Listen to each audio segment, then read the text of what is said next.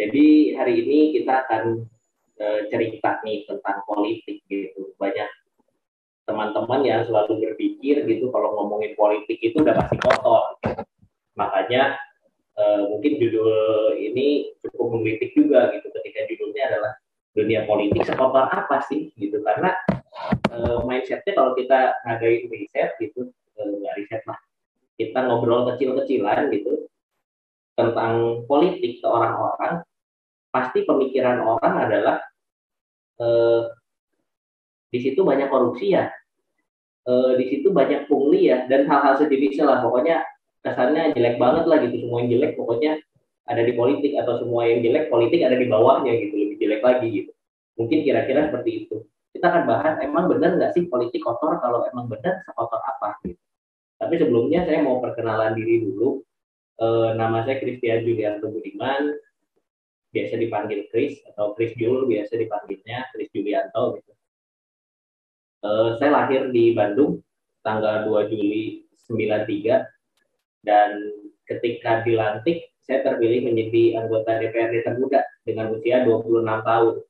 Sekarang 28 gitu, pas pelantikan 26 tahun termuda dari total anggota DPRD ada 50 orang. Nah, kemudian saya juga dipercaya menjadi ketua fraksi gabungan, fraksi PSI dan PKB, karena kita gabungan di DPRD Kota Bandung. Mungkin teman-teman ada yang nanya fraksi teh apa gitu, sering dengar ada fraksi PDIP, ada fraksi Golkar, ada fraksi PKS. Apa sih fraksi itu sebenarnya? Nah, saya seringkali membuat perumpamaan gitu buat teman-teman supaya mudah dimengerti. Jadi kalau misalnya teman-teman nonton Harry Potter gitu, ada yang eh, tahu kan ya, maksudnya ada house-nya gitu loh, ada Gryffindor, ada Hufflepuff, ada apalagi itu, saya nggak hafal juga gitu, kayak house-house-nya gitulah. Nah, untuk dipahami mudahnya, fraksi itu kurang lebih kayak gitu. Jadi itu adalah yang terdiri satu rumah yang terdiri dari satu partai politik atau dari gabungan partai politik yang menjadi satu kesatuan gitu kira-kira. Dipahaminya seperti itu. Biasanya memang satu partai itu membentuk satu fraksi sendiri. Tetapi dalam kasus jumlah anggotanya tidak memenuhi syarat sebagai satu fraksi, maka bisa dibuat fraksi gabungan, bisa dibuat rumah bersama lah. Karena itu kita buatlah rumah bersama antara PSI dan juga PKB gitu kira-kira. Itu pengertian fraksi. Dan juga saya ada di Komisi B. Komisi B itu membahas tentang bidang perekonomian. Nanti saya ada paparan juga gitu tentang komisi itu apa aja, ada berapa komisi sih, ngurusin apa aja gitu, nanti bisa diperjelas di bagian tengah. Dan juga anggota badan musyawarah, sama anggota badan musyawarah juga apa, nanti mungkin kita bisa jelasin di slide berikutnya. Apakah benar politik itu kotor gitu? Nah, kita harus melihat dulu dari analogi ya gitu. Misalnya pisau, kalau kita lihat pisau gitu, mungkin pertanyaan kita, pisau itu alat yang bagus atau enggak sih? Pisau itu sesuatu yang berguna untuk sesuatu yang baik atau sesuatu yang buruk sih pisau ini? Kita kan nggak bisa bilang bahwa pisau ini bagus atau jelek ya gitu. Seperti di ilustrasi, kalau dipakai sama penjahat, kalau dipakai sama rampok, pisau jadi alat yang mengancam keselamatan, mengancam nyawa gitu, mengintimidasi gitu. Kalau dipakainya sama orang jahat. Tapi kalau sama seorang koki, pisau itu bisa berguna untuk menyajikan makanan yang enak, bisa digunakan untuk menyajikan makanan yang bagus dengan cuttingan yang luar biasa bagus, tipis-tipis gitu, potongannya sempurna. Jadi sifatnya pisau ini baik atau jahat nggak bisa bilang gitu. Kita nggak bisa bilang pisau ini baik atau buruk gitu, karena netral sebenarnya sifatnya. Nah, politik juga sama teman-teman. Politik nggak selalu buruk gitu. Politik bisa membawa kebaikan di tangan yang tepat. Kenapa gitu? Gitu. Nanti kita akan jelasin. Nah, sekarang kita mau masuk ke analogi lagi gitu. Profesi, kita ngomongin kerjaan gitu. Profesi apa sih yang sebenarnya paling bagus? Kalau misalnya dicap gitu kan, selama ini ada dicap politisi mah udah pasti kotor, politisi mah udah pasti 99% udah pasti korupsi gitu. Misalnya ya, ada stigma seperti itu yang nggak bisa nyalahin juga. Karena hasil survei membuktikan tingkat kepercayaan masyarakat kepada partai politik itu yang paling rendah. Tingkat kepercayaan masyarakat kepada lembaga legislasi, DPR dan DPRD juga termasuknya rendah. Jauh dibanding kepercayaan misalnya kepada lembaga kepresidenan atau lembaga tentara gitu atau KPK gitu. Kepercayaan masyarakat selalu rendah. Tapi kalau kita mau lihat nih dari antara profesi gitu, misalnya ada petani, misalnya ada polisi, ada koki, ada montir, ada nahkoda, ini gambarnya kurang banyak ya, ada politisi, ada pedagang, ada pengusaha, ada tukang beca. Profesi apa sih yang paling baik? Maka kita akan jawab nggak bisa dibandingkan, nggak bisa bilang pekerjaan ini lebih baik dari itu. Kita nggak bisa bilang guru lebih baik daripada petani. Lah kalau nggak ada petani kita mau makan apa? Kita nggak bisa bilang dokter lebih tinggi daripada guru. Lah kalau nggak ada guru, siapa yang ngajarin kita baca tulis? Siapa yang ngajarin kita berhitung? Nggak bisa bilang. Semua profesi itu baik. Semua profesi itu mulia. Tapi ya bagaimana orang yang ada di dalamnya yang membuat itu menjadi mungkin terlihat baik atau tidak baik gitu. Semua profesi juga ada aja lah yang nggak bagusnya. Contoh pengusaha gitu. Kita kalau bilang pengusaha, apakah pengusaha lebih mulia gitu, lebih pasti lebih bersih daripada politisi? Saya pikir nggak juga ya teman-teman. Karena kalau kita lihat pengusaha yang melakukan tindak kriminal juga banyak. Yang melakukan 378 gitu ya, penipuan juga banyak sekali. Yang mungkin masih agak-agak hangat gitu, anak-anak muda kelihatannya pengusaha gitu, ternyata ditangkap polisi karena perjudian, karena penipuan gitu. Jadi nggak bisa bilang mana yang lebih baik, mana yang lebih buruk. Semua tergantung kepada siapa yang menjalankan, karena secara desain semuanya bertujuan baik. Kira-kira seperti itu pengantarnya teman-teman. Nah kalau kita mau bahas secara teoritis, ya mungkin teman-teman juga udah pada belajar lah gitu. Maksudnya saya juga nggak akan bahas terlalu banyak tentang ini secara teori ya. Teman-teman bisa googling, teman-teman bisa nonton YouTube dari para pakar-pakar politik gitu, dari seluruh dunia. Bahkan ya secara umum teori politik didefinisikan sebagai dari, untuk, atau yang berhubungan dengan negara. Pokoknya semua yang kaitannya dengan negara itu politik. Di Kamus Besar Bahasa Indonesia mengatakan bahwa politik itu pengetahuan ketatanegaraan, urusan pemerintahan, dan lain-lain. Aristoteles bilang politik adalah usaha yang ditempuh warga negara mewujudkan kebaikan bersama.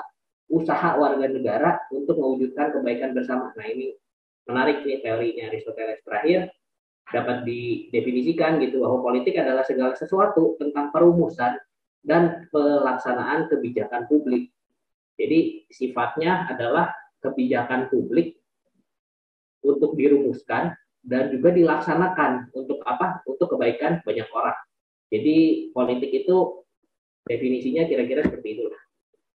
Nah, jadi teman-teman, suka nggak suka, politik itu mengatur semua aspek kehidupan kita, mulai dari kita lahir, kita mulai kecil, beranjak dewasa, sampai kita meninggal.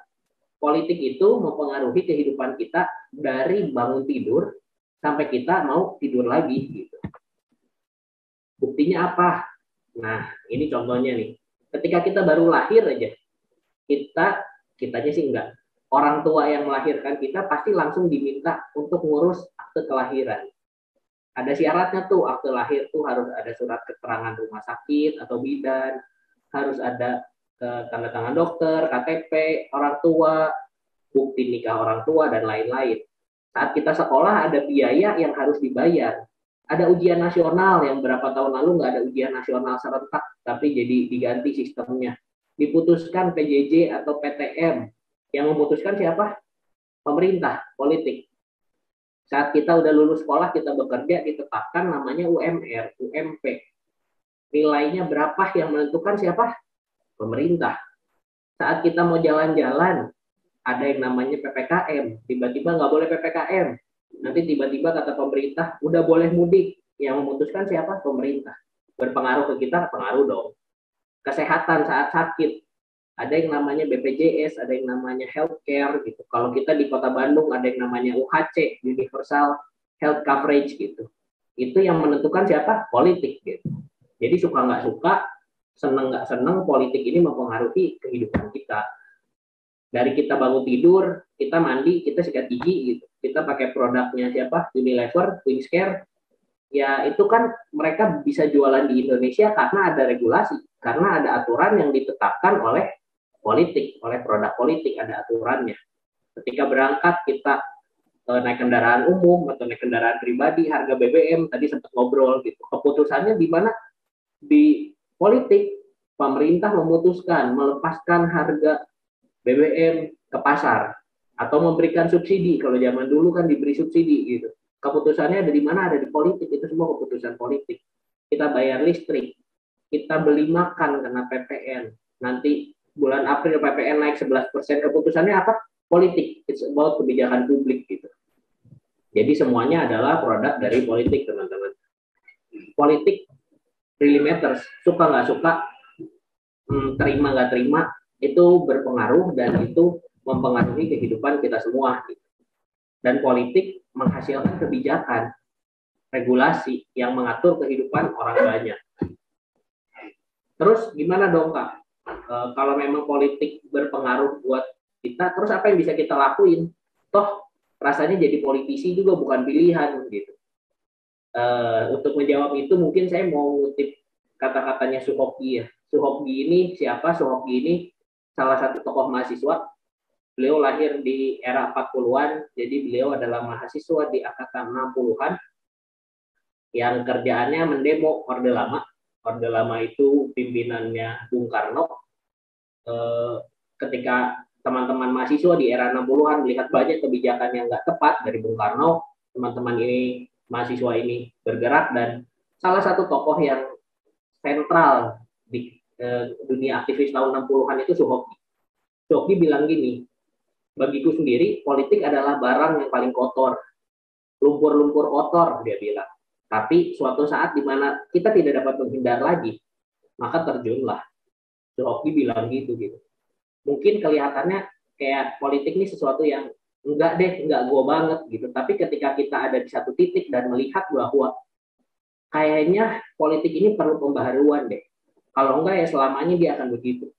Ketika kita memiliki concern itu gitu, ketika kita memiliki keterpanggilan, mungkin kata yang tepat itu, kita terpanggil di bidang itu, maka masuklah gitu, maka terjunlah. Bukan berarti kita harus ikut kotor. Suhoki juga bilang, hanya ada dua pilihan, menjadi apatis atau mengikut arus. Tetapi aku memilih menjadi manusia merdeka. Ketika arus sungai bergerak mungkin ke arah yang nggak bagus gitu, ikan yang hidup akan berenang melawan arus, bukan mengikuti arus. Gitu. Menjadi apatis sudah bukan pilihan ketika kita punya keterpanggilan di situ. Tapi ikut arus juga bukan satu-satunya jalan. Kita bisa berenang kok, kita bisa bergerak. Mungkin nggak ekstrim ngelawan arus 180 derajat, tapi sedikit, tetapi kita bisa membawa perubahan. Nah, mungkin pertanyaan dari teman-teman, kalau bicara politik sebagai profesi, emang kita bisa jadi apa sih? Politik itu menjanjikan nggak sih sebagai profesi gitu.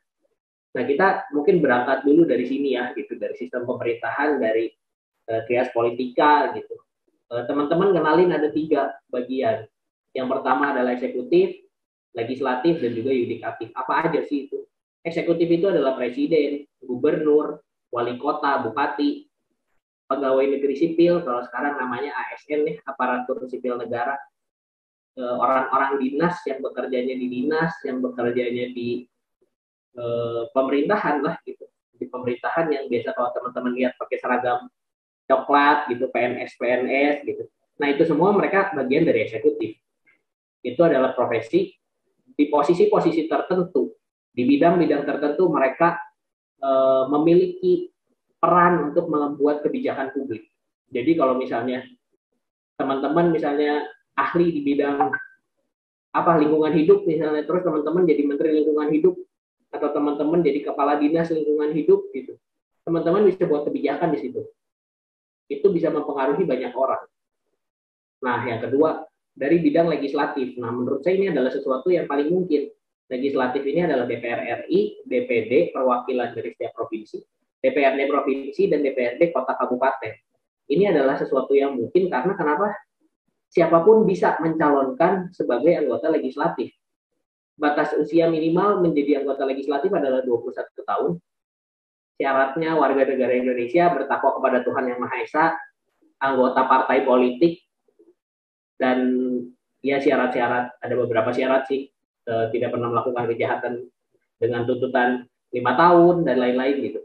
Tapi syaratnya adalah syarat yang menurut saya adalah sesuatu yang realistis gitu. Kalau mau bicara, tapi kan kampanyenya mahal. Nah, nanti kita bisa bicara itu lebih spesifik lagi, takut waktu saya habis gitu. Nanti mungkin kalau ada yang mau nanya, emang pasti mahal kampanye? Enggak juga. Saya mau bilang bahwa kampanye saya cuma habis 15 juta. Ya, teman-teman boleh percaya, boleh enggak, tapi bisa di-search juga artikelnya di internet. Orang lain habis ada yang miliaran, tetapi kita bisa juga kok kalau misalnya kita tepat ya gitu, kita kampanyenya bisa dengan budget yang minim juga. Yang terakhir yudikatif, hakim ini jadi apa? Jadi hakim di MK, di MA, di pengadilan. Pokoknya menjadi hakim dan jaksa lah gitu. Itu juga bagian dari pembuat kebijakan. Nah, sekarang bicara spesifik tentang DPRD, tugas dan fungsinya DPRD apa aja sih? Tugas fungsinya ada 3. Yang pertama, membentuk peraturan daerah, dibilangnya kan legislatif gitu. Kalau DPR RI legislasi bikinnya undang-undang, tapi kalau di DPRD bikinnya peraturan daerah, baik itu levelnya provinsi atau levelnya kota kabupaten, ada buat perda. Yang kedua, penganggaran itu ngapain? Kita menentukan anggaran belanjanya kota itu, provinsi itu 1 tahun mau dipakai beli apa aja. Sebagai contoh, kota Bandung itu APBD-nya 6,5 triliun. Saat belum COVID kita 7 triliun. Nah, duit 7 triliun ini mau dipakai apa sih? Mau pakai bangun jalan? Mau pakai buat bayar pendidikan? Mau pakai buat pelatihan-pelatihan? Atau mau dipakai apa? Berapa banyak besarnya? Nah, ini yang menjadi tugas dari DPRD, tentunya bersama dengan eksekutif ya, bersama wali kota. Yang terakhir pengawasan ini mengawasi terhadap perda yang tadi dibuat. Apakah kita udah buat itu dipakai atau enggak? Kita udah meresmikan namanya perda kawasan tanpa rokok. Bener nggak perdanya dipakai di publik? Atau jangan-jangan bikin perda nggak ada yang pakai? Ada perwal tentang pengaturan PPKM. Kita ngawasi bener nggak ini perwal dipakai atau jangan-jangan nggak dipakai. Itu salah satu fungsi dari DPRD. Nah, sekarang kita mau bicara alat kelengkapan dewan.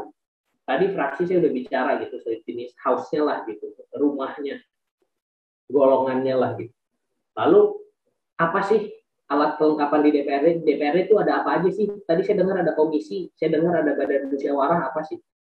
Nah, saya jelasin singkat, nanti kalau ada waktu mungkin kita mau tanya jawab juga boleh.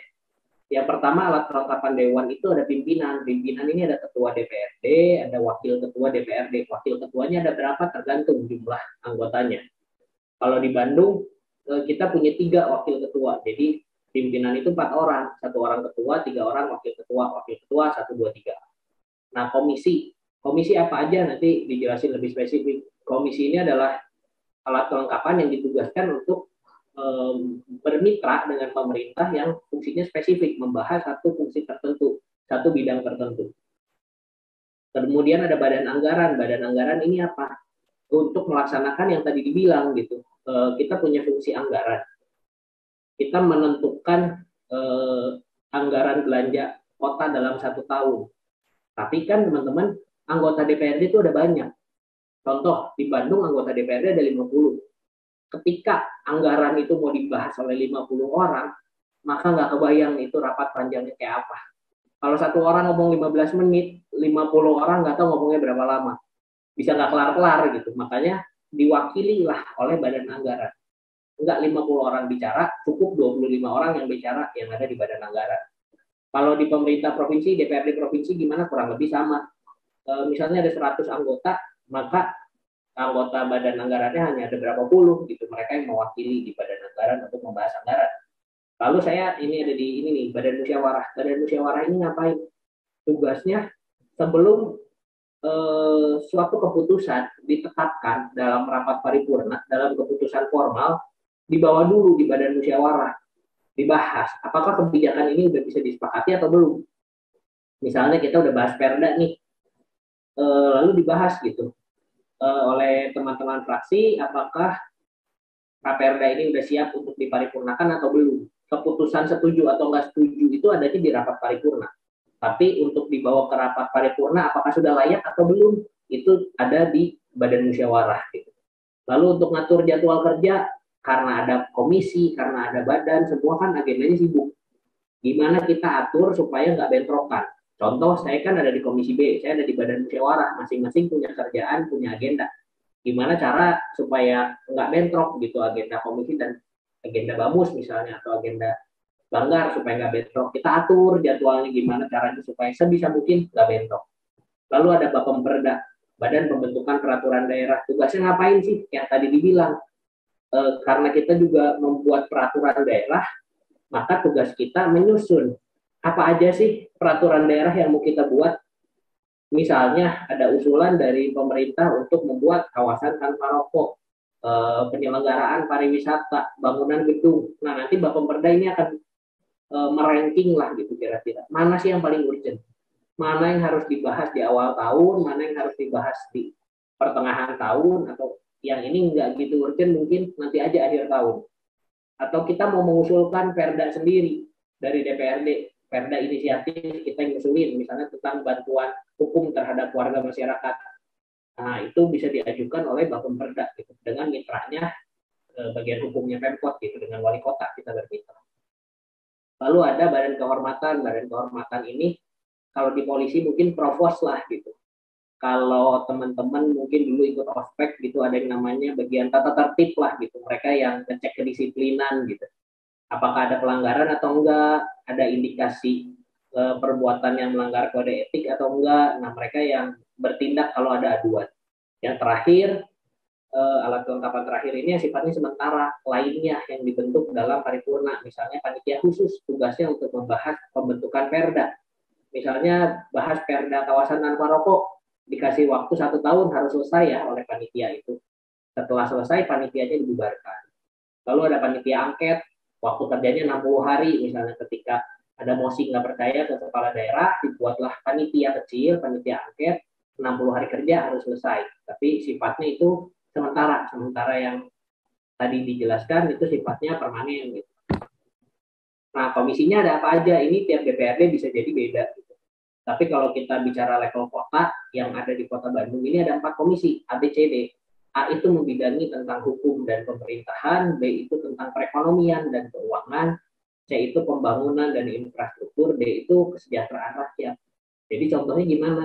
D itu bermitra dengan dinas pendidikan, dengan dinas kesehatan, dengan dinas pemuda dan olahraga, kebudayaan, agama.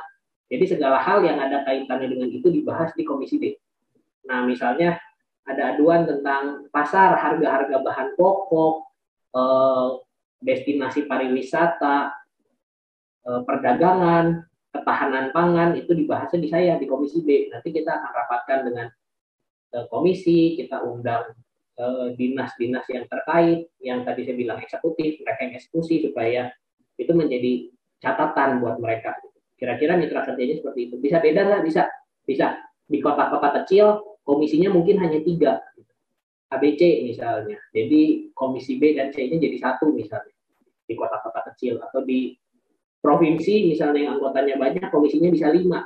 Perekonomian sama keuangannya di split. Bisa aja bisa. Ada landasan hukumnya, ada. Undang-Undang 23 tahun 2012.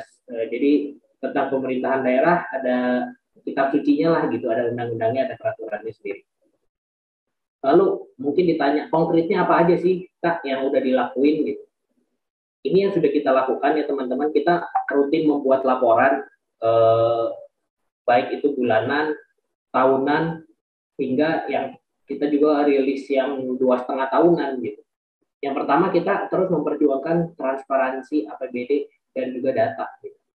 Itu ada contoh, salah satu beritanya ketika akhir tahun kemarin kita melihat bahwa anggaran yang disepakati menurut kita belum tepat gitu, karena masih banyak poin-poin yang belum terakomodir.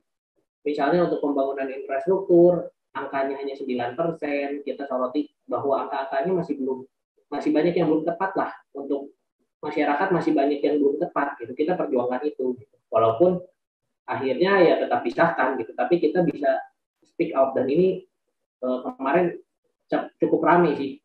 Dan untungnya juga provinsi juga melihat yang kita sampaikan, dan itu menjadi catatan gitu untuk ada perbaikan, sehingga kemarin ada beberapa yang diperbaiki gitu. Walaupun belum sampai 100% yang kita mau. Yang kedua, kita mengadvokasi kasus-kasus kekerasan seksual. PSI ini partainya anak muda, partai yang ramah kepada perempuan, jadi concern kita juga ada di bidang-bidang perempuan. Kalau teman-teman tahu kasus yang kemarin rame, Heri Wirawan yang memperkosa 13 orang santri, PSI yang mengadvokasi. Mungkin ini nggak gitu naik, tapi kalau misalnya ngecek di Twitter, pertama kali kasus ini naik dari akunnya salah satu orang yang bikin, yang tahu ceritanya, dia mention bahwa kasus ini kita ngadvokasi dari awal, kemudian masuk ke lembaga perlindungan saksi dan korban, dan kita bisa bantu sampai akhirnya kita kawal gitu, persidangannya juga kita kawal sampai si pelaku mendapatkan hukuman gitu, dan banyak kasus-kasus lain.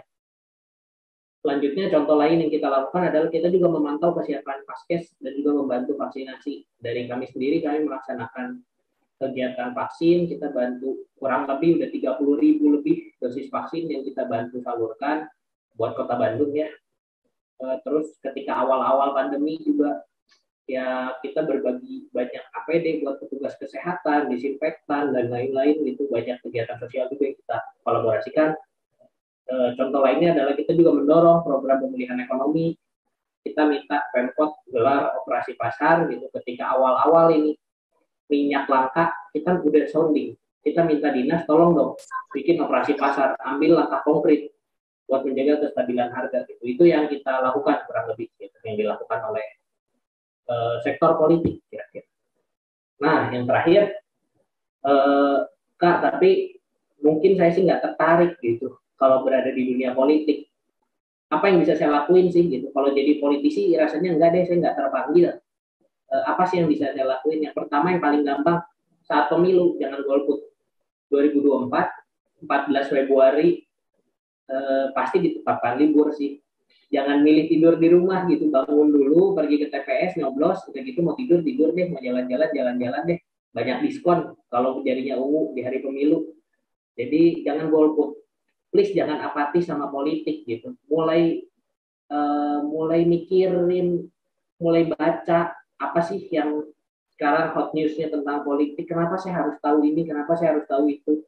Supaya nanti ketika mau milih, kita tahu apa yang mau dipilih gitu. Jangan sekedar karena oh ini mah kayaknya nomornya bagus gitu, angka cantik gitu, nomor partainya bagus, saya pilih. Banyak loh yang gitu, ada loh. Kalau nggak pilih yang paling atas saja, atau yang warnanya saya suka, warna partai kan warna-warni ya, Mejiku Hibiniu gitu. Saya suka warna merah, saya pilih warna merah gitu ya. Jangan gitu, tapi teman-teman harus tahu apa sih yang diperjuangkan, apa yang mereka perjuangkan, sehingga teman-teman harus memilih mereka. Mulai peka terhadap keadaan politik gitu. Mulai peka nih maksudnya gimana gitu. Sebagai masyarakat pun, bukan politisi pun bisa membawa kegaduhan gitu loh. Misalnya apa, teman-teman mahasiswa demo-demo, itu juga kan bentuk kepekaan mereka terhadap politik. Atau sekarang misalnya paling ramai di sosial media, bikin konten Twitter, bikin konten TikTok, Instagram yang emang misalnya mengganggu teman-teman. Kok politik nih gini sih? Kok kebijakan yang diambil gini sih? Kok harga ini dilepas ke publik sih minyak goreng? Bikin tuh misalnya diskusi. Nah, kayak gitu juga bisa dilakukan kalau teman-teman nggak mau langsung terjun sebagai politisi. Yang terakhir, ya bisa aja kalau emang terpanggil berpartisipasi menjadi peserta pemilu, daftar ke partai politik, ikuti prosedur yang ada di partai tersebut, lalu kemudian mencalonkan diri sebagai calon anggota DPRD misalnya, sebagai calon anggota DPR RI misalnya. Itu semua bisa dilakukan. Atau saya emang nggak mau Kak jadi kayak gitu, saya emang mau jadi panitia pemilunya aja. Di TPS itu kan ada KPPS gitu, ada orang KPU, ada Bawaslu. jadi wasitnya aja, jadi penyelenggaranya aja bisa, bisa. Nanti akan dibuka untuk publik juga gitu, bahwa siapa yang mau daftar menjadi panitia pemilu gitu, nanti akan dibuka juga buat publik. Quote terakhir mungkin teman-teman, saya mau mencuplik dari founding fathers-nya kita gitu. Bung Karno bilang bahwa negara Republik Indonesia ini bukan milik satu golongan, bukan milik satu agama, bukan milik satu golongan adat istiadat, tapi milik kita semua teman-teman, dari Sabang sampai Merauke. Apapun suku kita, apapun agama kita, mau gimana pun warna kulit kita, bentuk mata kita, bentuk rambut kita, ini Indonesia kita, dan kita harus sama-sama jaga. Kita harus sama-sama berkontribusi gitu. Kalau ada kata-kata gitu kan, jangan tanya apa yang negara telah berikan kepadamu, tapi apa yang telah kamu berikan untuk negaramu. Ya mungkin ini menjadi bahan perenungan kita semua, apa sih yang bisa kita berikan buat negara kita ini, sejauh mana yang akan kita berikan, mungkin ini akan menjadi bahan pemikiran dan juga mungkin bisa jadi bahan diskusi.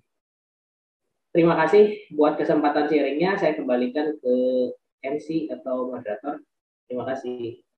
Oke, thank you buat Bro Chris yang udah menjelaskan materi dengan clear. Buat teman-teman yang ngerasa mendapatkan pencerahan, mungkin boleh memberikan virtual reaction berupa virtual clap atau hati merah juga nggak apa-apa.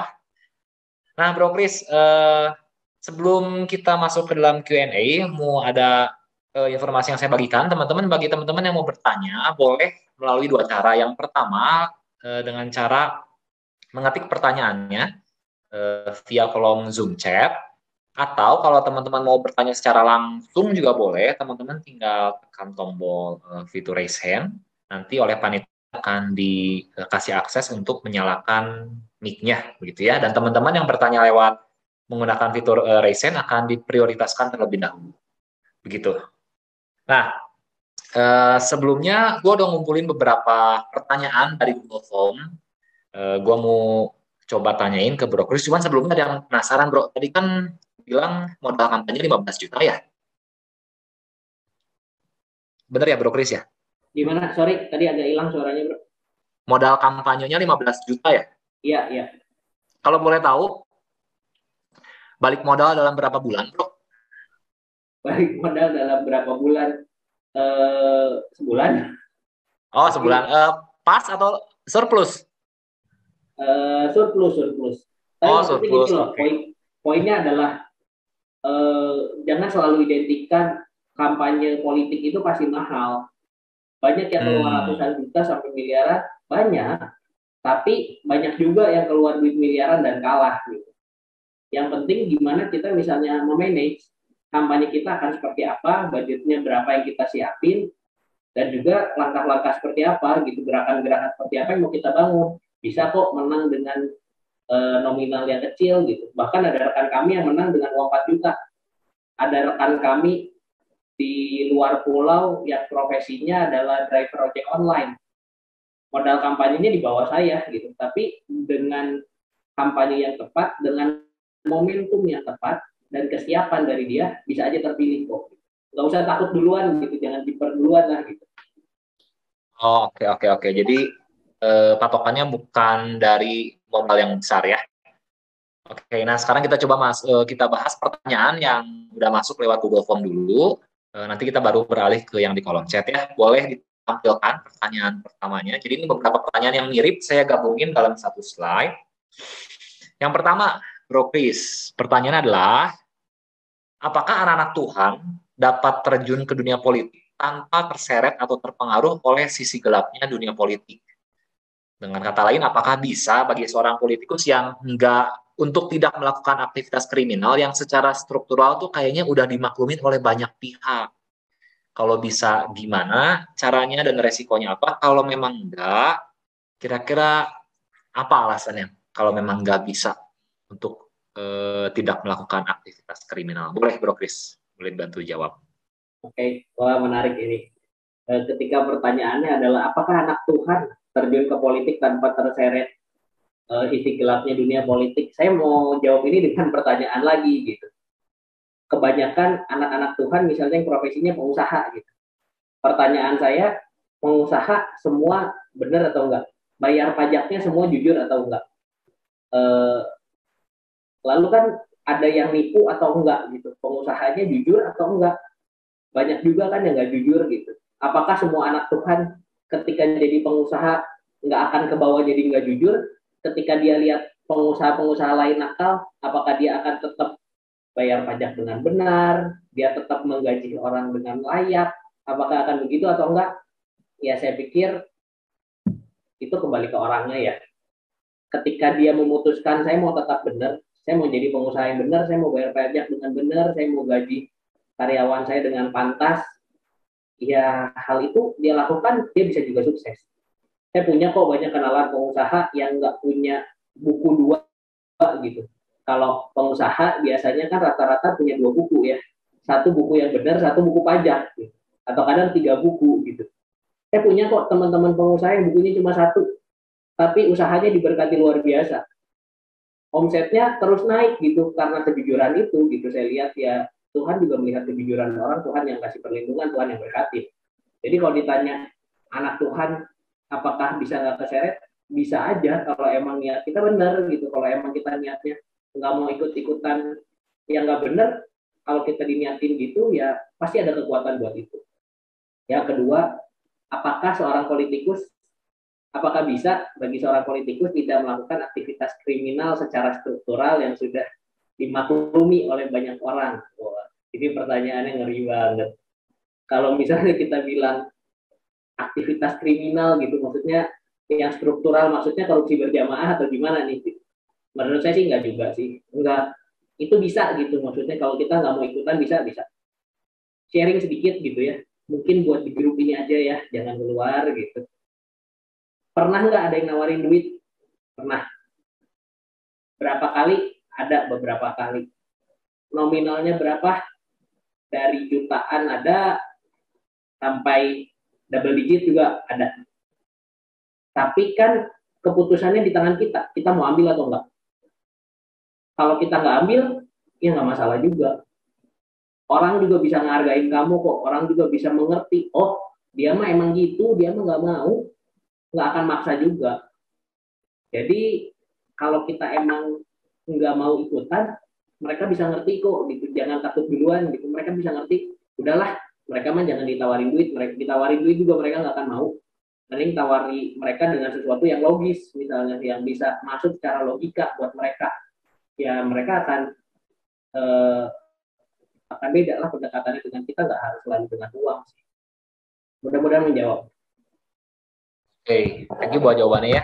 Eh, Sangat clear, ya juga ya. Kalau memang orangnya dalam tanda kutip punya niat jahat mah nggak perlu di dunia politik ya, tapi di dalam profesi lain juga bisa. Bro penasaran bro, tadi kan gue nanya balik modalnya berapa lama, terus dalam sebulan udah balik modal gitu ya. Kalau boleh tahu nih, kalau boleh tahu di posisi jabatan brokerage sekarang ini, sebulan tuh bisa dapat berapa sih? Itu apakah angkanya tetap atau misalnya hitungannya ada per proyek terus naik turun gitu atau gimana? Kalau betul buat gambaran aja buat teman-teman di sini siapa tahu ada yang. Oke, saya pikir nggak perlu ditutupi juga ya. Maksudnya ini kan suatu bagian yang kita dibayar oleh uang APBD. Gajinya berapa ketika saya masuk? Gaji saya 40, gajinya tuh 3 juta. Gajinya 3 juta dengan tunjangan ini itu, take home pay 40 sekian lah. Gede atau kecil, saya ditanya dulu gitu ketika akan dilantik, ditanya wartawan gede atau kecil, saya bilang relatif. Gaji 40 juta gede atau kecil relatif. Kalau kita mau bilang sekarang saya orang perhotelan ya, eh, eksekutif chef aja misalnya di hotel bintang 5, gajinya berapa? Ya mungkin di atas 50. GM gajinya berapa? Hotel bintang 5 ya mungkin di atas 70.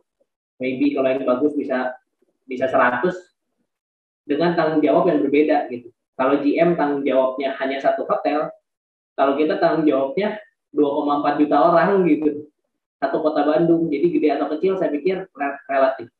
Ada peningkatan, kemarin ini ada peningkatan karena dinilai bahwa tunjangan perumahannya udah nggak sesuai gitu. Maksudnya ada penyesuaian.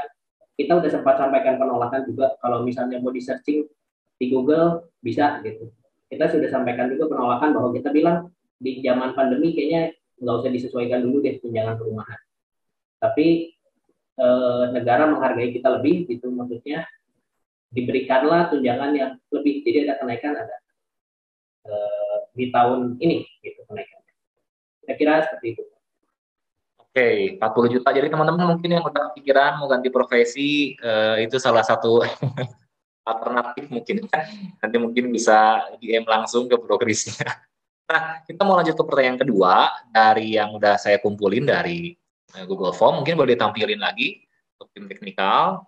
Slide kedua ya, kita coba cek sama-sama. Nah, Bro Kris, gimana cara bisa mempersiapkan diri untuk bisa berkontribusi dalam dunia politik? Atau mungkin lebih spesifiknya pertanyaan selanjutnya nih, apa saja yang harus mulai dilakukan untuk start karir di dunia politik? Jadi waktu dunia 1, 2, 3 step-nya apa gitu, Bro Chris? Kalau misalnya pengen berkarir di dunia politik. Oke, ya mungkin tergantung ya mau jadi apa dulu gitu. Kalau misalnya kita bicara spesifik, misalnya menjadi anggota dewan gitu, apa yang harus disiapin? Ya pertama harus banyak baca juga, gitu. Harus banyak belajar juga, dan yang jelas harus gabung dengan partai politik, karena anggota DPR RI provinsi kota nggak bisa nyalon independen. Satu-satunya kendaraan adalah partai politik. Jadi harus gabung partai politik. Langkah yang paling simpel ya mungkin research gitu. Partai politik mana sih yang paling sesuai dengan saya gitu, yang value-nya sama dengan yang saya perjuangkan, dengan yang saya miliki. Jadi pelajarilah, riset dulu lah partai politik apa, terus join aja, bergabung sebagai anggota partai politik gitu. Di situ kan ada pendidikan politiknya, di situ bisa belajar gitu. Lalu apa yang harus dilakukan untuk memulai karir di dunia politik ya? Kalau yang harus dimulai sih dari niat ya mungkin ya. Kalau emang misalnya Anda memiliki ketertarikan sama dunia politik, join aja dulu gitu. Di situ mulai lihat gitu, misalnya kira-kira cocok nggak ya politik nih gitu, bisa nggak ya saya berkontribusi di politik ini gitu. Ya mungkin yang paling konkret itu sih bro, riset dulu tugas kerjaannya apa aja, banyak bertanya, ngobrol dengan yang punya pengalaman lebih, berdiskusi, sharing-sharing. Ya mungkin itu sih yang bisa dilakukan. Mungkin pertanyaan tambahan yang gue kepikiran barusan ya. Kalau boleh tahu skill-skill dasar apa yang harus kita miliki supaya kita bisa jadi politikus, dalam artian gini, kalau misalnya ada orang pengen jadi arsitek, tapi kalau misalnya ngegaris pakai penggaris aja bengkok, terus kalau ngitung matematika suka rada nggak teliti, itu kan udah jelas ya kayaknya panggilannya bukan ke arah jadi arsitektur gitu, jadi arsitek gitu ya. Nah, kalau politik sendiri, basic skill yang wajib punya sehingga kita bisa tahu kayaknya gue bisa deh terjun ke dunia politik. Nah, itu apa sih kira-kira variabelnya, Bro Chris? Mungkin boleh berbagi. Oke, kalau kita mau bicara DPRD ya, maksudnya DPRD itu terbuka buat latar belakang apapun.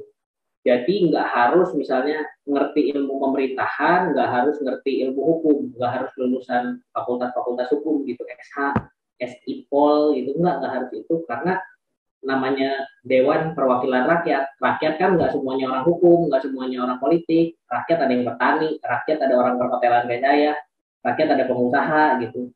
Jadi backgroundnya apapun boleh. Dengan catatan apa? Ya anggota legislatif ini kan penyalur aspirasi masyarakat. Syaratnya dia mau mendengar. Yang pertama dia harus mau dengar keluh kesah publik gitu. Siapin telinga yang lebar, baik itu sifatnya aspirasi, baik itu sifatnya kritikan atau dimaki-maki, ya tampung aja semua. Dari situ baru dirumuskan apa nih yang menjadi kebutuhan yang paling utama gitu, di ranking mana kebutuhannya, itu yang kita sampaikan kepada pemerintah gitu, kepada eksekutif untuk dilakukan gitu. Jadi kalau syaratnya apa, ya saya pikir kalau background siapa aja.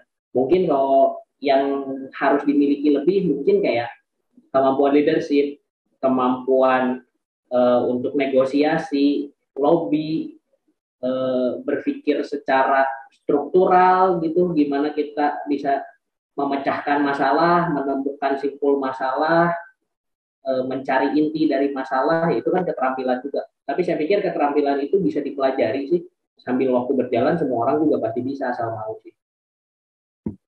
Oke, thank you. Jadi mungkin teman-teman yang merasa di dalam dirinya punya hal-hal tadi yang disebutin sama Bro Kris, jangan-jangan panggilan teman-teman adalah di dunia politik ya. Nah, kita lanjut ke slide yang selanjutnya, pertanyaan yang dari Google Form. Nah, gini Bro Kris, gimana cara jadi politisi kalau misalnya nggak kuliah politik, nggak terkenal, dan nggak kaya? Terus peluang di politik praktis atau non praktis itu seperti apa? Oke, ini tadi saya udah sempat mention sedikit ya gitu. Kalau mau dibilang 3 poin ini, saya juga 3 poin ini. Saya nggak kuliah politik, saya lulusan perhotelan, saya juga nggak terkenal, saya juga bukan anak orang kaya. Kita keluarga sederhana lah, nggak berkekurangan, enggak, tapi berlebih juga enggak gitu. Terkenal enggak juga, udah jelas enggak terkenal gitu. Kita orang biasa, tapi bisa kok gitu. Caranya apa ya? Saya bilang ya mungkin dalam kesempatan yang tepat, dalam momentum yang tepat gitu, kita memperkenalkan diri kepada orang gitu. Kita masuk ke komunitas-komunitas misalnya. Kita kita nggak terkenal tapi kita punya teman orang terkenal, kita minta tolong dia buat bantu promoin kita gitu kan, bisa aja ya. Caranya banyak lah, saya pikir cara mah bisa berbagai macam caranya, tapi semua itu mungkin. Saya bilang seorang rekan kami di Sumatera, di Medan sana, profesinya driver ojek online. Tiap dia bawa penumpang dia bilang, bang saya nyalek ya bang, pilih saya ya gitu. Bisa aja kan, bisa gitu. Maksudnya caranya ada banyak lah. Jadi bukan syarat mutlak lah punya uang, punya popularitas. Walaupun memang survei menunjukkan gitu, angka orang yang punya popularitas lebih tinggi kemungkinan terpilihnya lebih tinggi, betul. Tapi ya dalam beberapa kasus bisa aja kok gitu. Terus peluang di politik praktis non praktis ini seperti apa? Peluangnya ya saya pikir terbuka ya, karena pemilihannya juga di politik praktis menjadi anggota dewan, pemilihannya kan publik ya. Ketika Anda punya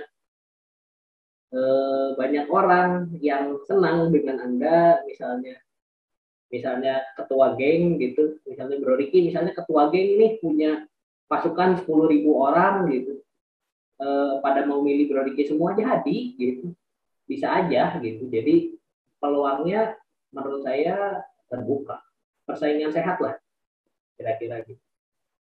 Oke.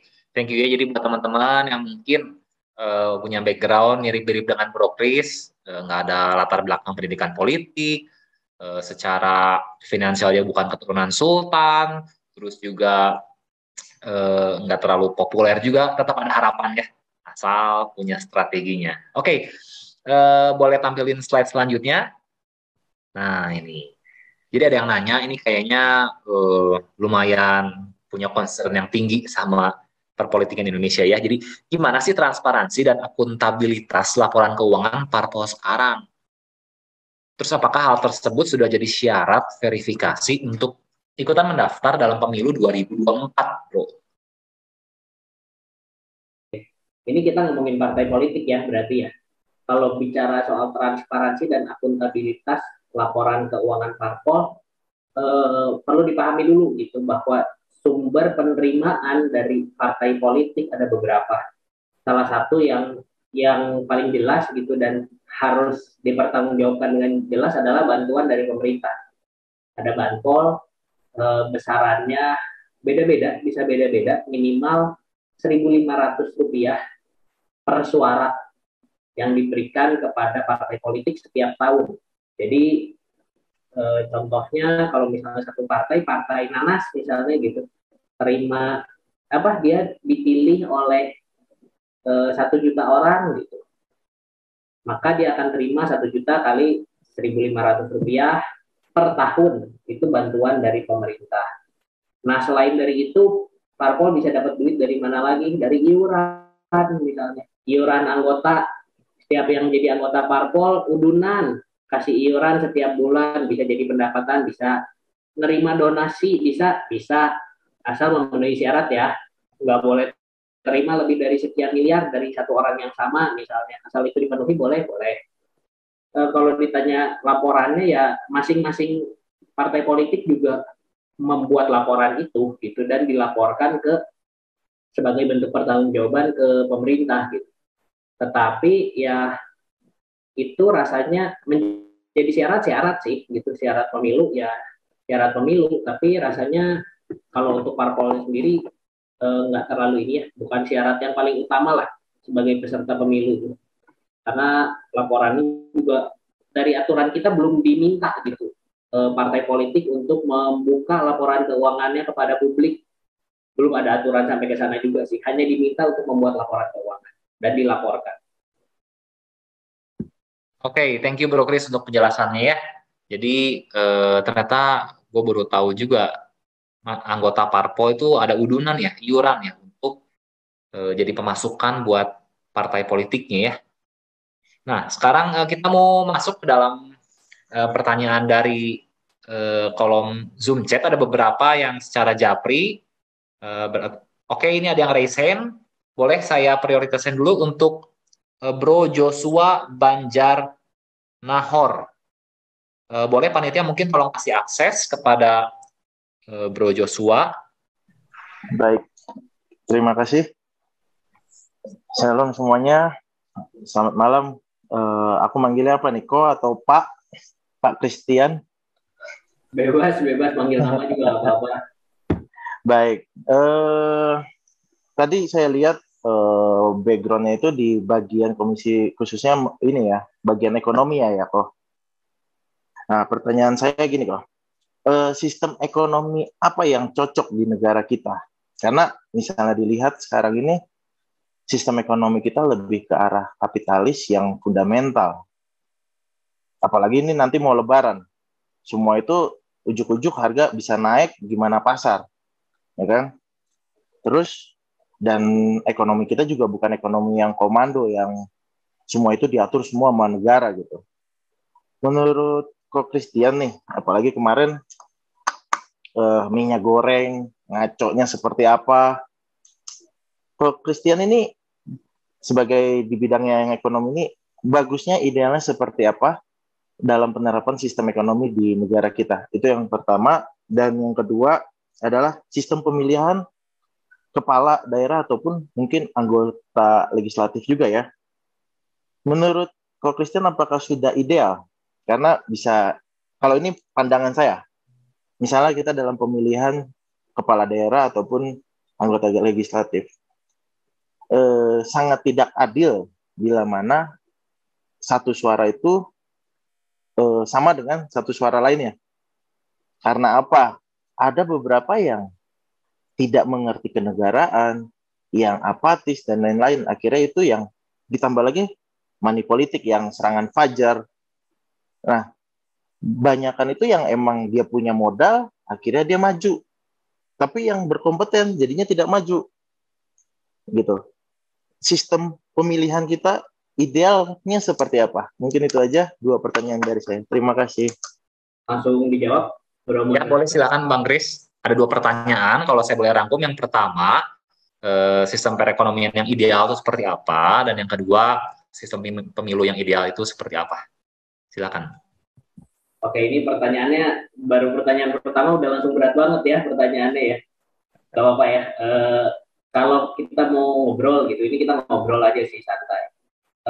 DPRD itu sebenarnya nggak membahas sampai kepada peran sistem perekonomian yang cocok untuk Indonesia, untuk Kota Bandung, sistem ekonominya seperti apa. Kita nggak masuk sampai ke sana. Kenapa ya? Karena itu rasa-rasanya udah diatur secara gamblang gitu dalam undang-undang kita gitu, bahwa ya Indonesia mah sistem di kita yang berlaku adalah ya Pancasilais. Artinya gimana kalau dibilang kapitalis juga bukan, dibilang komunis juga bukan. Udah sistem ekonomi yang menurut saya sih udah jalan tengah gitu. Buat pemodal juga dibuka, tetapi buat sosial juga diatur ranahnya gitu. Kalau misalnya kita mau bicara sistem ekonomi apa yang paling tepat, rasa-rasanya udah tepat gitu. Mungkin kalau kita bicara sistemnya ya udah tepat. Kita nggak bicara kebijakannya ya. Kebijakannya udah bener atau belum, itu lain soal. Itu tergantung kasus. Kasus apa nih gitu, kita akan bicara spesifik. Tapi kalau bicara sistem, saya pikir itu udah tepat. Kenapa? Karena kalau kita mau lihat gitu, Negara-negara lain pun sama. Negara kapitalis juga nggak ada yang 100% kapitalis. Negara yang komunis misalnya, sistem ekonominya nggak ada yang 100% murni juga. Gitu. Pasti semuanya merupakan gabungan gitu, dan saya pikir sistem kita udah tepat. Nah, memang lain cerita kalau kita bicara kebijakan. Gitu. Kebijakan kita harus bicara lebih spesifik. Yang kedua, kalau bicara tentang pemilihan, sistem pemilihan kepala daerah, anggota legislatif, apakah udah tepat atau belum?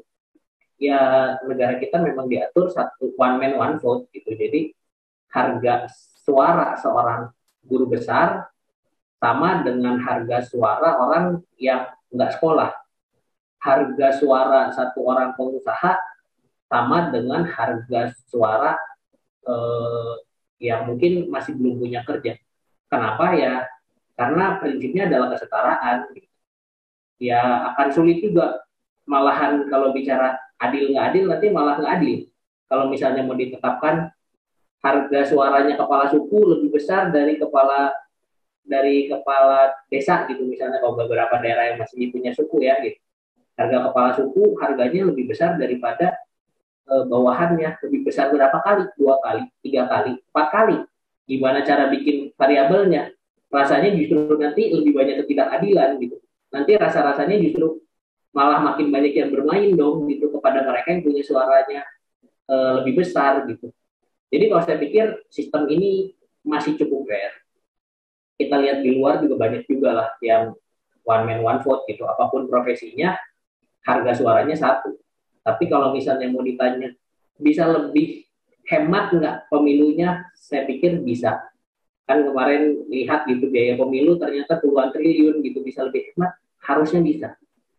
Sistem yang sekarang ya nggak apa-apa, sambil jalan aja. Tapi polanya mungkin bisa bikin e-voting misalnya, atau ya di kota-kota besar saja misalnya e-voting dulu, kalau yang daerah nggak ada internet masih manual, ya combine atau kita combine kan mungkin bisa, mungkin itu bisa lebih hemat. Mungkin dari saya sih seperti itu tanggapannya. Mudah-mudahan bisa cukup menjawab. Oke, thank you untuk jawabannya Bro Chris. Semoga menjawab pertanyaan dari Bro Joshua ya. Nah, sekarang gue bacain pertanyaan yang masuk lewat kolom Zoom chat.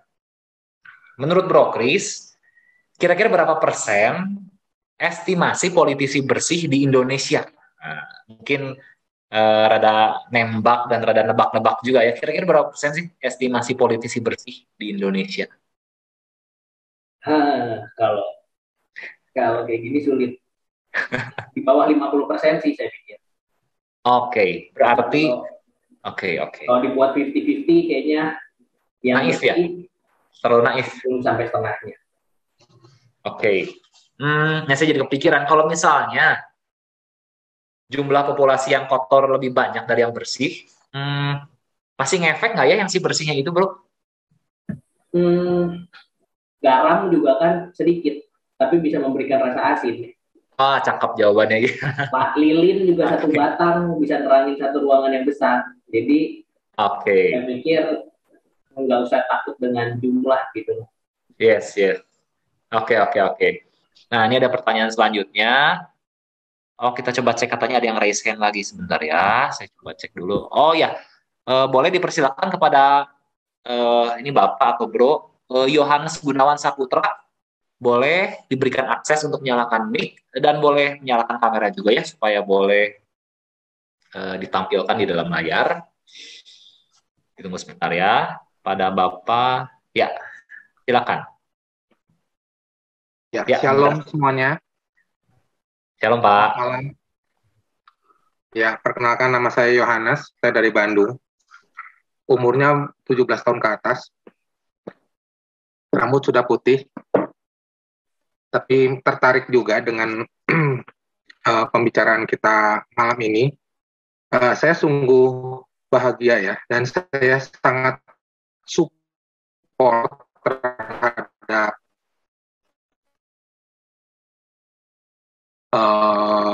Pak Christian ini ya, di mana itu termasuk minoritas ya.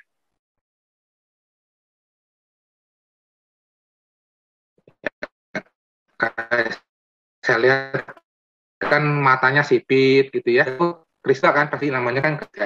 Nah, di mana double minoritas ini jadi sorotan tajam, terutama sejak zamannya Ahok ya. Nah, saya mumpung ada Bung Kris di sini, saya pengen bertanya, bagaimana situasi real perpolitikan di dalam DPRD Bandung?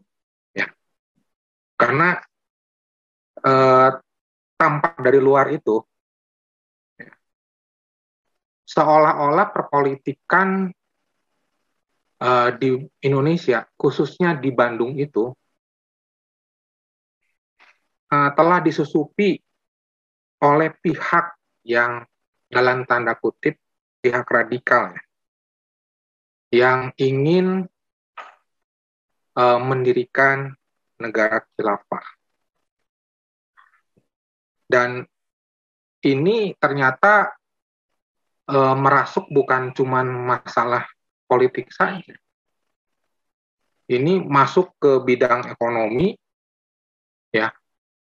Kita lihat bahwa perkembangan bank syariah itu 10 tahun terakhir luar biasa. Sekarang rata-rata namanya bank konvensional itu pasti punya bank syariah. Ini dalam rangka yang tadi pihak-pihak yang ingin. Nah, usaha ini sebetulnya sudah lama kan, bukan hanya sejak reformasi, sebelum reformasi juga ada usaha-usaha. Nah, jadi pertanyaan saya yang pertama tadi adalah situasi realnya seperti apa sih? Nah, memang Pak Christian ini kan di Komisi B tadi ya, perekonomian ya. Nah, yang saya tanya, apakah ada wakil-wakil kita juga yang double minoritas juga di komisi yang tadi itu, yang kesejahteraan umum tuh? Kita tahu bahwa banyak gereja dipersulit perizinannya, ya. Kasus-kasus seperti itulah. Ya. Itu bagaimana? Ya, walaupun beda komisi, saya pikir mungkin karena satu atap di situ, DPRD mungkin setidaknya tahu lah isu-isunya ya. Nah, apa yang bisa kita perbuat itu? Apakah wakil-wakil kita sudah ada yang mewakili nggak di situ? Mungkin itu saja. Terima kasih. Thank you, Pak Yohanes, untuk pertanyaannya. Boleh, Bro Kris, mungkin kalau yang saya tangkap boleh saya rangkumin. Situasi sebenarnya di belakang layar itu seperti apa, karena kalau dari luar kelihatannya kok mulai disusupi dan kayaknya mau dibawa ke arah satu ideologi tertentu gitu, Bro Kris. Silakan, Bro. Oke, terima kasih pertanyaannya Pak Yohanes. Kalau kita bicara radikalis gitu, di mana-mana mereka udah ada. Kalau misalnya apakah yang radikal-radikal ini ada di Bandung gitu, ada. Di tempat-tempat lain pun rasanya ada. Yang mereka nggak akan belak-belakan bilang gitu bahwa kami ini punya visi mendirikan negara khilafah loh ya. Nggak ada yang belak-belakan ngomong gitu sih, nggak ada. Tapi kebijakan-kebijakan yang dibuat kok rasa-rasanya arahnya tidak tidak untuk semua gitu. Padahal kan kalau kita bicara negara, di dalamnya ada semua agama, ada semua suku. Tapi kok kebijakan yang ditawarkan rasanya nggak menjadi jawaban buat semua ya gitu. Ada yang gitu, ada gitu. Lalu gimana gitu? Ya jawabannya adalah teman-teman yang masih punya nasionalisme yang harus bergerak untuk masuk dong gitu. Ketika mereka misalnya yang sudah memiliki ideologi yang enggak nasionalis itu gitu, yang itu mereka terus berjuang untuk menegakkan idealismenya, ya teman-teman nasionalis juga harus bangkit. Kalau kita diem-diem aja, ya pada akhirnya nanti ketika misalnya diambil keputusan, ketika keputusannya diambilnya bukan berdasarkan musyawarah, tapi berdasarkan voting, ya nasionalis bisa jadi kalah. Gitu. Terus kalau ditanya peran yang nasionalis atau teman-teman yang Kristen, misalnya tadi dibilang double minority gitu, teman-teman yang Kristen ada di semua komisi ada. Untuk di Kota Bandung ada 6 orang yang Kristen dan Katolik dari total 50 dan tersebar di 4 komisi. Jadi kira-kira kondisinya seperti itulah. ada yang rasis nggak di dalam, ya ada aja, tapi ya nggak usah dipikirin gitu, maksudnya nggak usah jadi baper, nggak usah jadi apa ya, jadi kepikiran gitu ketika ada orang nggak suka sama kita, ya ya nggak usah gitu.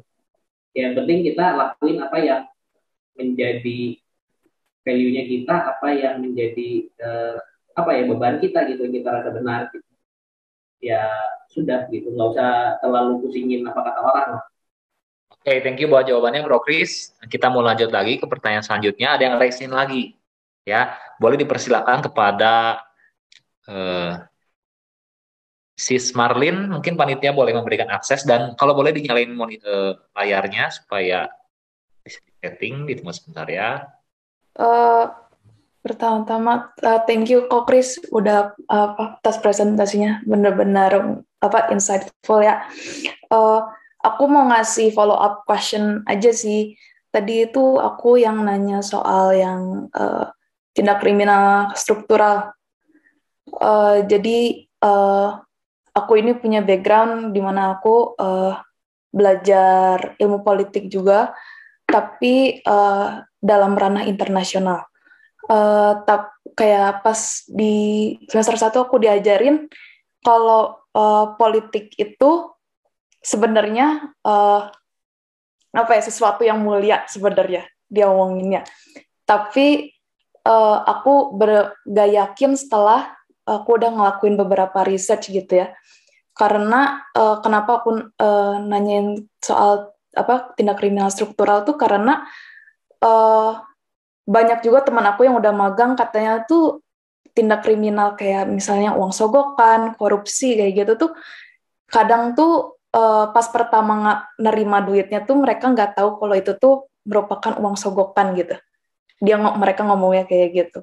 Dan yang aku mau tanyain ke Ko Chris tuh kayak gimana sih cara kita kayak untuk ngedifferentiate itu tuh sebenarnya tuh emang uang yang harusnya nggak diambil gitu.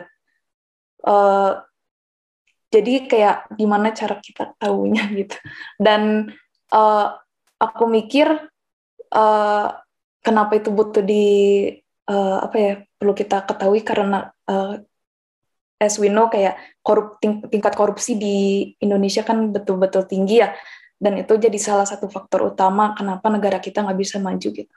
Itu aja sih kok yang mau aku tanyain dulu. Terima kasih. Kalau buat saya sih nggak diambil pusing, gini aja gitu, jangan ditanya, jangan dibalik gitu, tapi kita berpikirnya lurus dulu aja. Apa yang menjadi hak kita, itu kan yang harus kita tahu dulu. Yang menjadi hak kita berarti gaji, tunjangan itu hak kita. Kenapa? Karena diatur di undang-undang.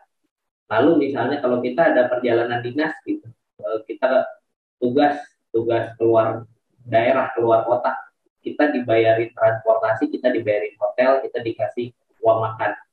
Itu diatur negara, landasan hukumnya jelas, kita tanda tangan. Itu adalah hak kita, udah diatur. Di luar dari itu, jangan diambil. Udah, we make it simple aja gitu. Di luar dari itu berarti bukan hak kita, jangan diambil. Kalau gampangnya ngeteksnya gini aja gitu, kalau memang ada uang lain-lain gitu, ini dikasih, ada titipan gitu, amplop misalnya, titipan, mintain aja, coba ngetesnya gini, minta tanda terimanya dong, ini uang apa ini, landasannya apa, minta tanda terima, minta kwitansi, kita tanda tangan. Kalau uang lain-lain itu pasti nggak ada tanda tangannya, pasti nggak ada kwitansi. Kalau mereka nggak mau kasih, ya udah jangan diterima. Boleh nggak kalau nggak diterima, ya boleh aja kok. Mereka kembalikan kok. Kita bilang gitu, maksudnya bahwa saya nggak bisa terima ini bukan hak saya nggak mau terima, mohon maaf gitu, Anda jangan tersinggung, tapi ya saya yang tersinggung gitu maksudnya. Ya ini bukan hak saya nggak bisa terima. Mereka ngerti kok, biasanya sih ngerti. Oke, thank you jawabannya Bro Chris, semoga menjawab ya buat Marlin ya. Nah selanjutnya ini ada yang raise hand lagi, dipersilahkan kepada Bro Sam. Pada panitia boleh diberikan aksesnya. Selamat malam Bro Chris dan Bro Ricky. Ini mau nanya, kalau Bro Chris ini Komisi B itu berarti bidang ekonomi dan keuangan ya? Nah, saya mau nanya sedikit sih, mungkin nggak tahu ini bisa masuk topik apa enggak ya, cuman saya penasaran. Ini kan ngomongin soal anak muda apatis ya tentang politik. Nah, salah satu yang membuat saya apatis itu kalau anggaran pemerintah itu dilihat kesuksesannya itu berdasarkan dari persentase penyerapan, betul kan? Nah, kenapa Indonesia pakai persentase penyerapan itu sebagai indikator kesuksesan suatu daerah kepala daerah membangun daerahnya? Itu yang saya ingin tanyakan, karena seperti yang kita tahu di DKI dulu Pak Ahok tuh penyerapan anggarannya cuma 60% loh, bahkan 58 atau 50% gitu kan. Cuman dia berhasil bangun DKI itu oke gitulah. Ya kalau kita lihat sendiri ya, dia itu ngebangun DKI dengan luar biasa lah. Nah sekarang penggantinya, dia tuh penyerapannya bisa 92%, 89%, tapi mandek gitu kan. Tapi kenapa pemerintah tuh seperti tutup mata? Tetap indikator dipakai penyerapan APBN. Bukankah sebaiknya ketepatan ya, bukan penyerapan ya? Itu yang mau saya tanyakan. Oke, thank you pertanyaannya, Bro Sen. Ya, memang ada satu indikator yang dipakai gitu, tingkat penyerapan. Tapi itu juga bukan jadi satu-satunya indikator yang dipakai sih. Gitu. Menjadi penilaian, ya penilaian. Kenapa? Gitu. Karena ini RKPD, rencana kerja itu kan diusulkan oleh pemerintah dulu, oleh wali kota misalnya, atau oleh gubernur dan juga perangkatnya. Diusulkan rinciannya, misalnya uang 6 triliun kita mau pakai buat bangun jalan sekian triliun, buat bayar pendidikan sekian, bayar honor gaji sekian, buat ini sekian, itu sekian. Nah, itu disepakati dengan DPRD itu mengkoreksi itu, kira-kira, oh ini belum tepat, ini kurang, ini kelebihan, tambah, geser, disepakati. Nah, apa yang sudah ditentukan itu disepakati harus bisa dieksekusi oleh perangkat daerah, harus bisa dieksekusi oleh pemerintah daerah. Jadi, dipakailah gitu satu indikator keberhasilannya penyerapannya berapa persen. Kalau misalnya dia menyerapnya terlalu rendah, artinya apa? Artinya kan bisa diartikan gini, apa yang dia udah rencanakan, dia nggak berhasil kerjakan. Nah, itu menjadi bahan evaluasi dong. Kenapa Anda merencanakan uang sekian dipakai ini, tapi kenapa Anda nggak pakai? Kan jadinya mubazir. Nah, kira-kira seperti itu munculnya ada indikator penyerapan sekian persen tuh gitu. Nah, kalau kita mau bilang ada loh kepala daerah yang angka penyerapannya rendah, tapi keberhasilannya tinggi, pembangunannya tinggi. Misalnya janji-janji politiknya tercapai. Janji politik ketika mereka kampanye dulu kan mereka bikin janji politik tuh. Ada yang namanya rencana pembangunan jangka menengah dalam 5 tahun mereka mau ngapain aja. Itu tercapai dengan anggaran yang rendah gitu, dengan penyerapan yang rendah bisa aja. Tapi ya memang gitu, dalam beberapa kasus yang lain yang penyerapannya tinggi aja jadi politiknya belum tentu tercapai gitu. Jadi dibuatlah indikator itu supaya untuk membantu pemerintah daerah lah untuk mencapai janji politiknya. Kira-kira seperti itu. Oke, thank you Bro Chris. Sekarang kita mau one last question, teman-teman. Ini one last question. Kira-kira apakah ada yang mau raise hand? Saya berikan kesempatan. Countdown ya, 4 detik. 4, 3, 2, 1. Oke. Bro Sam lagi mau nanya lagi. Oke, one last question. Silakan Bro Sam. Sorry, tadi saya masih mau nanya lagi, masih penasaran. Kalau gitu kan berarti akan menyebabkan daerah tuh akan memaksa untuk spend duitnya. Belum tentu dia pakai uang itu dengan jujur lah istilahnya gitu kan. Bisa jadi dia akan pakai uang itu, yang penting anggaran gue habis gitu. Yang penting gue dapat predikat A gitu, dapat penghargaan gitu kan. Karena seperti yang kita tahu kan Pak Ahok kan nggak pernah dapat penghargaan tuh karena dia serapannya kecil. Kalau cuman menurut saya, kalau cuman lihatnya dari indikator penyerapan doang ya. Gitu. Bisa jadi bro, bisa aja gitu. Ya udah habisin anggaran aja deh, akhir tahun dihabisin aja supaya penyerapannya tinggi, bisa jadi. Makanya sebenarnya sebelum di pelaksanaan fungsi yang penting adalah di perencanaan. gimana perangkat daerah bisa merencanakan. Dia kan udah tahu dia punya anggaran sekian untuk kelola, berapa harus dialokasikan kemana tuh harus direncanakannya dengan benar supaya duit segitu bisa kepake dampaknya gede. Kan nggak mungkin lah gitu kita bicara 60% sudah menjawab kebutuhan semua orang, pasti belum, pasti masih ada sektor yang belum terperhatikan. Nah si duit yang sisanya itu gimana kalau misalnya dipakai buat di sektor yang selama ini belum terperhatikan, kan pasti akan lebih baik lagi buat semua sektor. Jadi kuncinya adalah di perencanaan, dan perencanaan di awal juga harus dikuatkan. Itu yang memang menjadi kendala untuk daerah-daerah yang ada di kita, harus diakui gitu, perencanaan kita masih lemah, program-program masih banyak yang copy paste. Yang penting tiap tahun gitu aja, itu juga jadi kritikan kita gitu, programnya copy paste semua. Kenapa nggak ada yang inovatif? Zaman berubah, ada pandemi, kenapa nggak ada yang inovatif?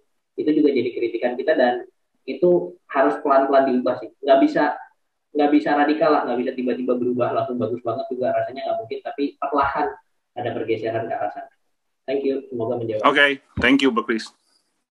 Oke, thank you ya untuk jawabannya, Bro Kris. Nah, ya sesi Q&A kita sudah habis waktunya. Thank you buat teman-teman yang udah berpartisipasi, yang sudah bertanya. Semoga dari pembahasan pada malam hari ini wawasan kita bisa terbuka ya. Saya kembalikan kepada host Alvin dan Angel. Thank you.